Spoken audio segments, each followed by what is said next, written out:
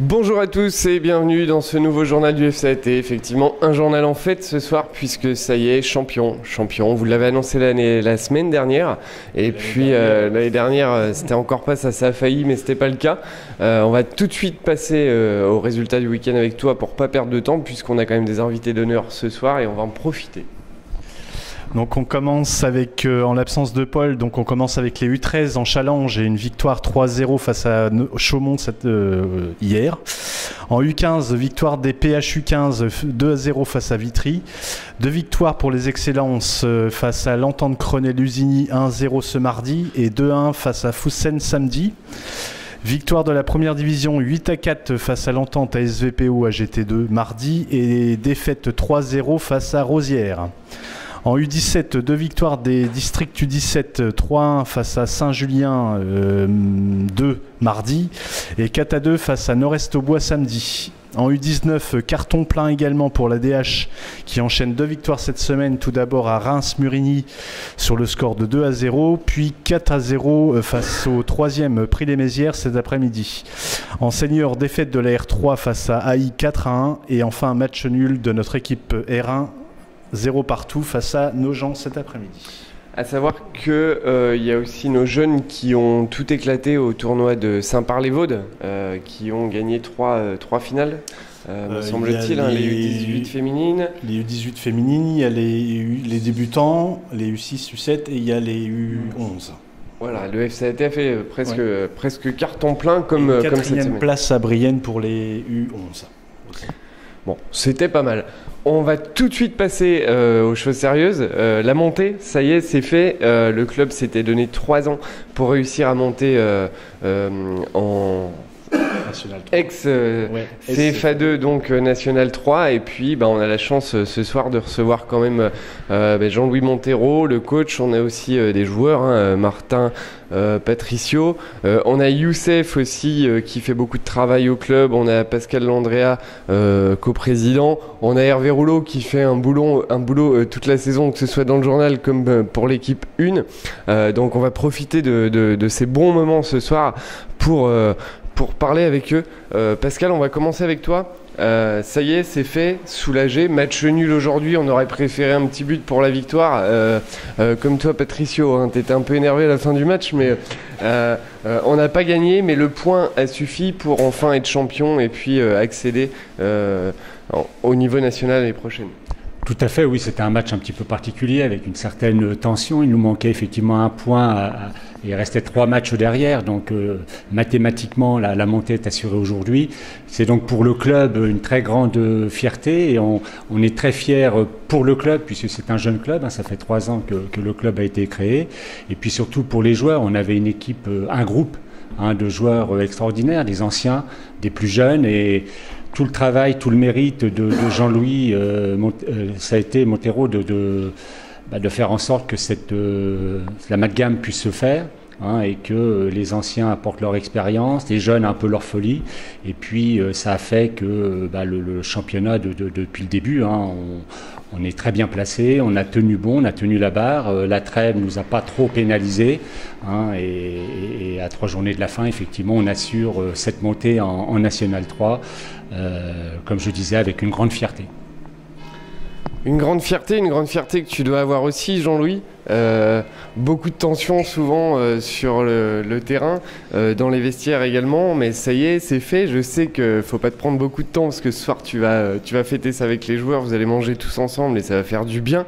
Mais une saison certainement aussi fatigante puisque même si tu savais que c'était joué, encore aujourd'hui tu veux rien lâcher. Oui, parce que dans le sport, on l'a déjà vu dans le passé, que tant qu'on n'a pas passé la ligne d'arrivée, tout reste possible. Après, je pense que ce qu'on a fait cette année, au vu des résultats, c'est extraordinaire. On n'a quand même qu'une défaite. Au niveau du jeu, on a fait des matchs... Contre Nogent, d'ailleurs. Contre Nogent, ouais. Aujourd'hui. Contre Nogent. Et on a fait des matchs vraiment aboutis. Au niveau du jeu, on a des grosses performances. Après, sincèrement, je suis content pour tous les gens qui travaillent au club, parce que sans eux, ça n'aurait pas pu être possible. J'ai une grande pensée pour le président aussi, pour Robert, pour Pascal. C'est des gens on ne voit pas beaucoup, mais qui ont fait beaucoup pour ce club-là. Parce que je me souviens qu'on a démarré quand même en première série à la Rivière de Corps, donc faut pas oublier d'où on vient. Ça, c'est important. Et puis sincèrement, j'ai été étonné du groupe que j'ai, parce que c'est vraiment des compétiteurs, on l'a vu aujourd'hui. Hein. On montait, ils étaient tristes parce qu'on a fait match nul. C'est quand même des signes qui ne trompent pas. C'est des compétiteurs avant tout. C'est des bons mecs, vraiment un groupe extraordinaire. Je remercie tous les joueurs, tous les dirigeants. Surtout, je remercie bien tous mes joueurs, mais il y a des joueurs que je remercierai davantage. Je pense à Salim, Ali, Martin. Ils ont tiré les jeunes vers le haut. Pour moi, ça m'a facilité les choses. Il y a une bonne complémentarité entre les jeunes et les anciens. Et donc, voilà, je suis très heureux. On a connu des moments difficiles parce que tout l'hiver, on s'entraîne dans des conditions qui n'étaient pas faciles.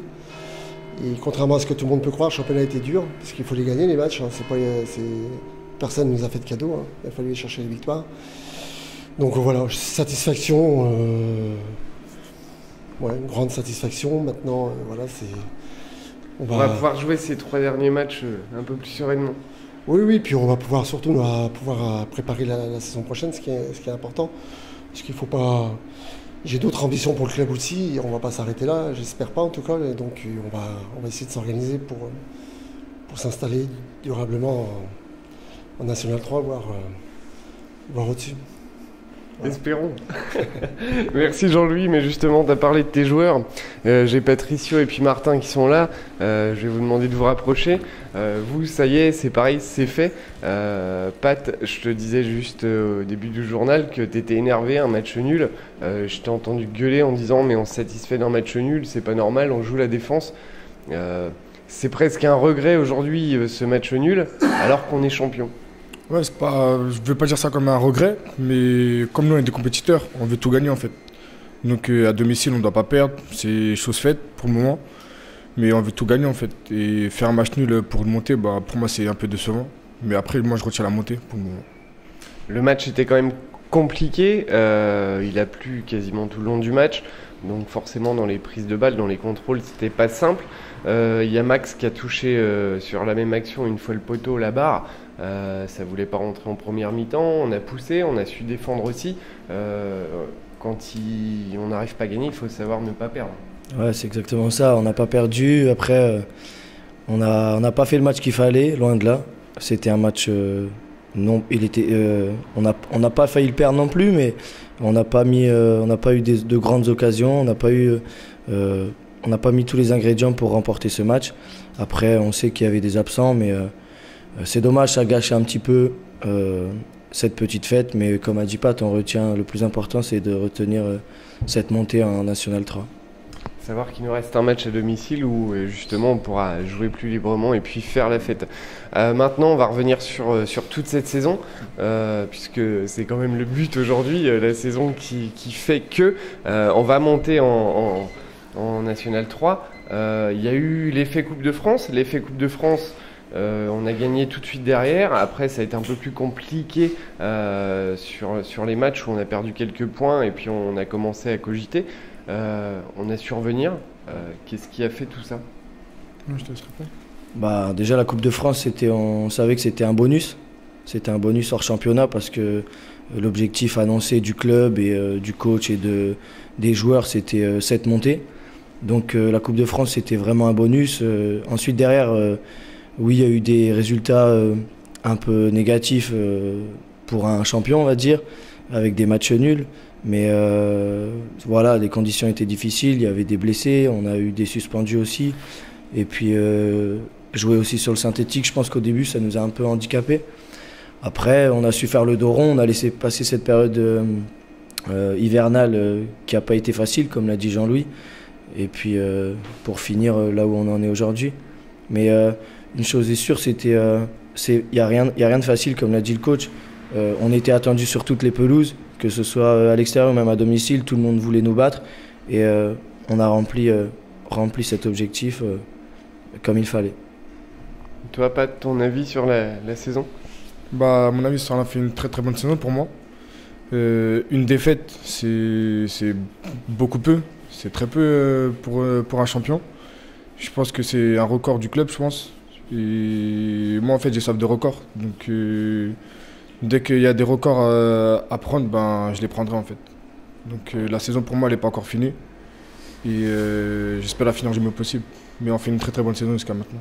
On a fait une très bonne saison. Vous vous occupez tous les deux de jeunes au club, surtout, Non, moi, surtout surtout toi, ouais. tous les mercredis. Tu te sers un petit peu de ça justement pour parler aux gamins aussi, aux entraînements? Moi, déjà, je leur dis de venir voir les matchs des seniors, voir un peu l'intensité et le caractère qu'on a sur le terrain. Et ouais, je me sers un peu surtout des exercices du coach et je le reproduis avec mes U13 surtout. Bon, en tout cas, félicitations à vous deux et puis au coach Jean-Louis qui est derrière. On va essayer de faire une fête sur le dernier match pour quand même immortaliser cette montée.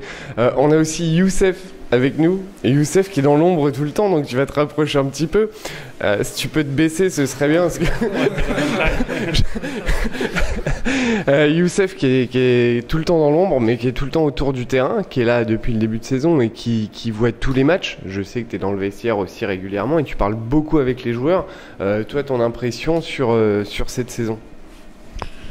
C'est vrai que ça a été une saison extraordinaire. D'ailleurs, je tenais à féliciter tous les acteurs sur le terrain, les joueurs, et puis l'encadrement. Donc Momo et Jean-Louis qui ont fait un boulot remarquable. Je tenais aussi à féliciter Hervé qui accompagne aussi l'équipe tout au long de la saison. Hein.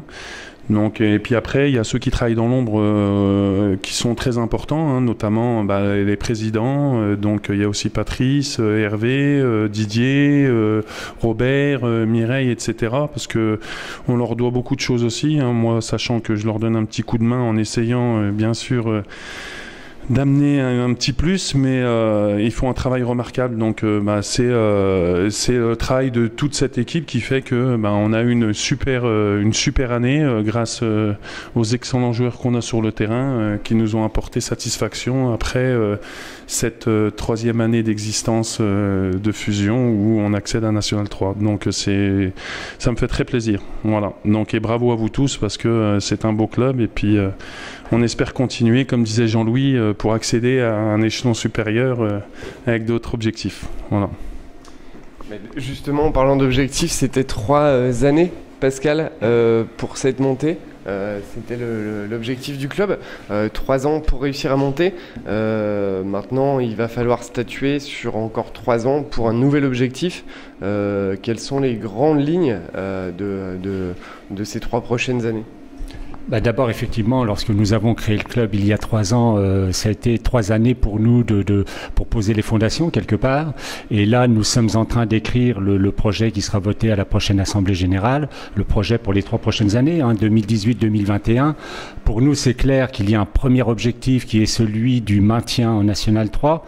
C'est le premier objectif sur ces 3 années. S'il y a une opportunité de monter, c'est pas ni aux joueurs ni à l'entraîneur qu'il faut le dire. S'il y a une opportunité, ils la prendront.